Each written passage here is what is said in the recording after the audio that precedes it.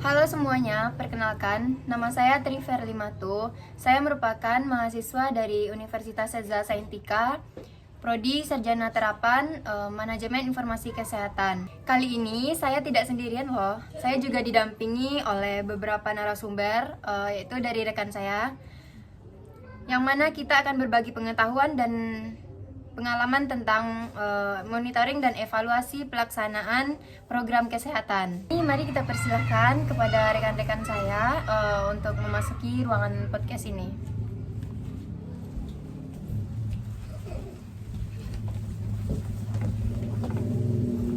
Dan bergabung kali ini bersama saya ada merupakan rekan-rekan saya yang mana mereka akan mengisi acara podcast kita hari ini dengan materi mengenai monitoring dan evaluasi pelaksanaan program kesehatan. Sebelumnya saya pengen tahu dulu nih.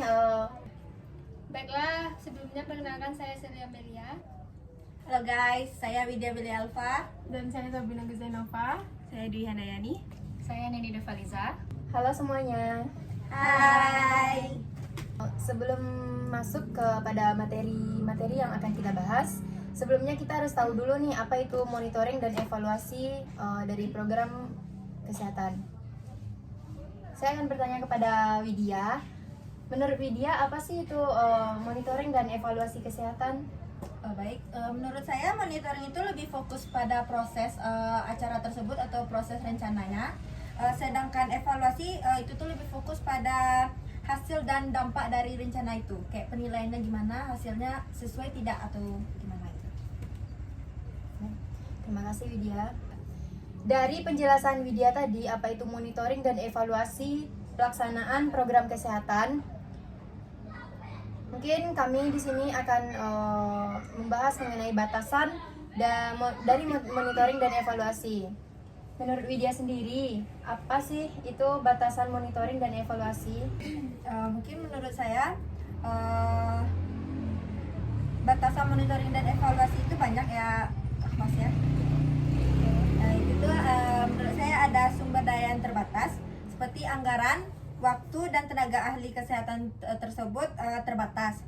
Yang kedua ada resistensi, itu tenaga kesehatan atau pengelolaan program resistensi terhadap pengawasan dan penilaiannya terbatas juga gitu. Terus ada sensitivitas data, itu tuh data kesehatan yang bersifat pribadi dan memerlukan penanganan etis dan kode rahasianya, seperti itu. Yang dijelaskan Widya itu merupakan batasan monitoring dan evaluasi. Untuk materi selanjutnya yaitu prinsip-prinsip monitoring dan evaluasi yang akan disampaikan oleh rekan kita Dwi Handayani. Kepada Dwi dipersilakan. Jadi prinsip-prinsip monitoring dan evaluasi pelaksanaan program kesehatan itu sangat penting ya untuk memastikan program berjalan sesuai dengan rencana dan memberikan dampak yang diharapkan. Nah, jadi untuk prinsip-prinsip tersebut ada 10 prinsip yang relevan untuk monitoring dan evaluasi pelaksanaan program kesehatan tersebut. Nah, yang pertama yaitu relevansi. Lanjut Dwi. Yang pertama yaitu relevansi. Nah, monitoring dan evaluasi ini harus berfokus pada aspek yang paling relevan dengan tujuan program. Indikator yang digunakan juga harus sesuai dengan tujuan dan asas dan sasaran program tersebut. Jadi untuk prinsip-prinsip monitoring dan evaluasi pelaksanaan program kesehatan tersebut ada 10 prinsip. Tetapi di sini saya akan menjelaskan cukup 3 prinsip yang paling menonjol. Jadi yang pertama yaitu relevansi. Nah, relevansi ini untuk monitoring dan evaluasi harus berfokus pada aspek-aspek yang paling relevan dengan tujuan program tersebut. Nah, lalu indikator yang digunakan juga harus sesuai nih dengan tujuan dan sasaran program kesehatan yang sedang dijalankan. Lalu yang kedua yaitu ada efektivitas. Monitoring dan evaluasi ini harus mampu mengukur sejauh mana sih kegiatan tersebut itu berhasil mencapai hasil dan tujuan yang telah diterapkan. Lalu yang ketiga yaitu ada efisiensi. Efisiensi ini untuk mengukur seberapa optimal sumber daya seperti waktu, tenaga, dan juga biaya yang digunakan dalam pelaksanaan program untuk mencapai output yang lebih maksimal. Gitu. Baik, tadi ada Dwi menjelaskan yang ada 3 prinsip. Ya. Yang pertama itu ada relevansi, dan yang kedua itu ada efektivitas, dan yang ketiga ada efisiensi. Ya. Terima kasih Dwi. Selanjutnya kita akan membahas mengenai apa saja sih manfaat dari monitoring dan evaluasi. Oke, terima kasih waktunya host. Sebelumnya, adakah dari teman-teman yang tahu apa sih manfaat dari monitoring dan evaluasi ini? Wah, kurang tahu kami Shirley. Apa itu Shirley, manfaatnya Shirley? Baik, yang pertama manfaat dari monitoring ini yang ada yaitu meningkatkan kualitas pelayanan.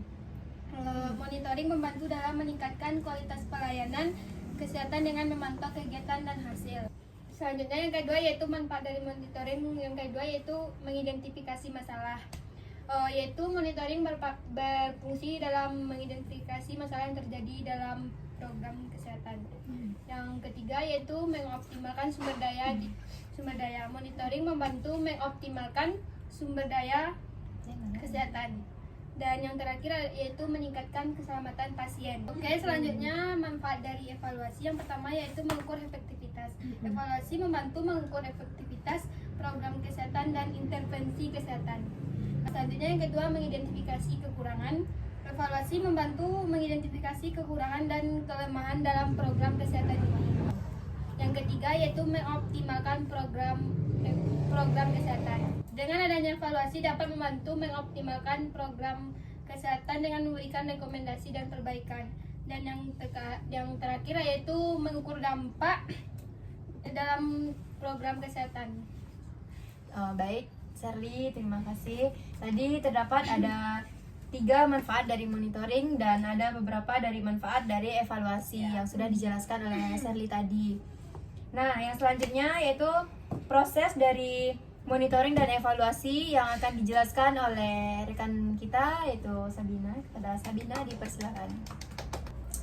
Oke, baik. Saya akan mencoba menjelaskan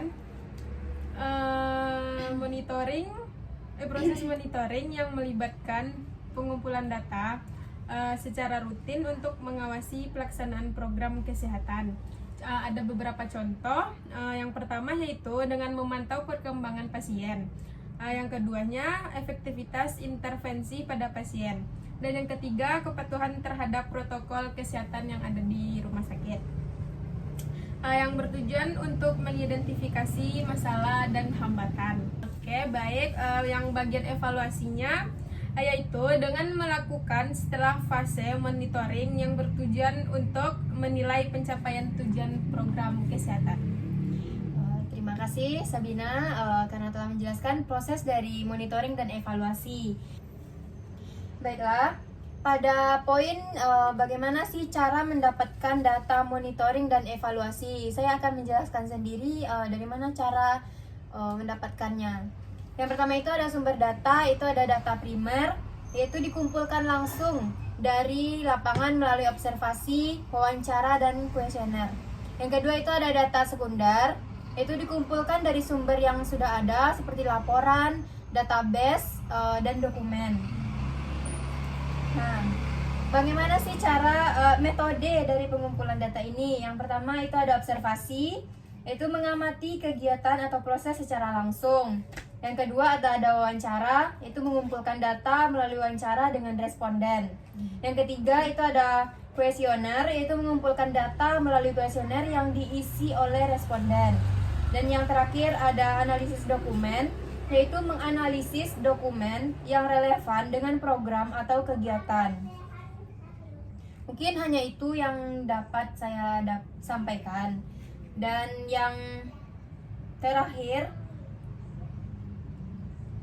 yaitu jenis-jenis monitoring dan evaluasi.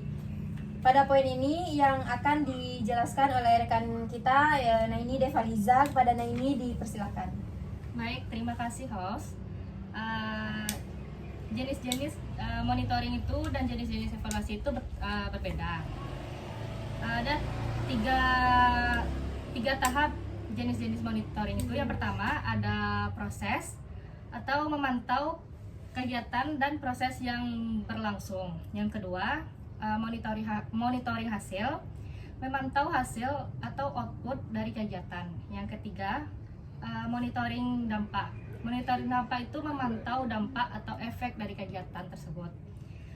Selanjutnya itu ada jenis evaluasi. Terdapat 5 jenis evaluasi. Yang pertama, evaluasi proses, mengevaluasi kegiatan.